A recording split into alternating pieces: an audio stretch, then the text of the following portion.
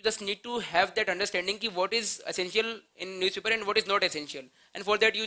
need to go through the previous year papers. तो आपको मालूम चलेगा कि चलो यार स्पोर्ट्स में तो कुछ क्वेश्चन पूछ ही नहीं रहे हैं लोग, किसने कौन सी क्रिकेट चैंपियनशिप जीती, किसने कौन सा राफेल नडाल वगैरह, कुछ नहीं पूछा ये, ठीक है। तो स्पोर्ट्स के पेज को पूरा अवॉइड करोगे आप। फर्स्ट पेज में भी बहुत सारी चीज़ें होती है कि किसी का एक्सीडेंट हो गया, मर्डर हो गया, कोई कुछ हो रहा है, किसी ने नेता ने कुछ बयान दिया कि स्टेटमेंट दिया किसी ने कुछ, वो कोई ज़रूरी नहीं होता, वो छोड़ दो उसको। लेकिन अगर गवर्नमेंट ने कोई नई कमेटी बनाई है, गवर्नमेंट का कोई इकोनॉमिक सर्वे आया है, बजट पे कुछ नया इशू आया है, कोई नया एनालिसिस है, रिजर्वेशन पे किसी का कोई स्टेटमेंट है, ऐसी जो चीज़ें होती हैं जो टॉपिक का सिलेबस का पार्ट है और जिस पे आपको अंडरस्टैंडिंग होना जरूरी है, वो चीज़ें पढ़ो। और साथ में मार्कर ले लो, हाईलाइटर ले लो या फिर पेंसिल वगैरह, जिससे भी हाईलाइट करो साथ में, उसके साथ में नोट्स बनाते जाओ, या फिर पूरा न्यूज़पेपर पढ़ने के बाद आप नोट बना सकते हो साथ में, ठीक है।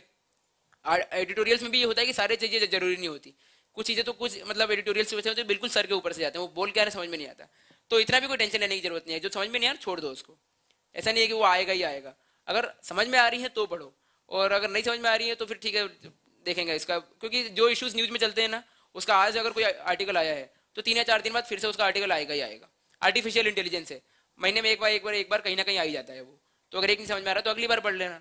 और अगर समझ में आ रहा है तो थोड़ा टाइम दे के उसको पहले तो ये देखो कि उसका आइडिया क्या है, किस थीम में उसने आंसर वो जो आर्टिकल लिखा है वो लिखा है, और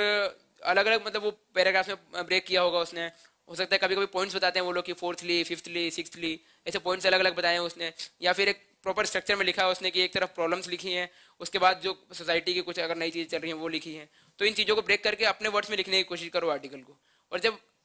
अपने वर्ड्स में लिखोगे ना तो उसका बेनिफिट ये होगा कि बहुत लंबे समय तक आपको याद रहेगी वो चीज़ें। तो अपने वर्ड्स में लिखने की कोशिश करना।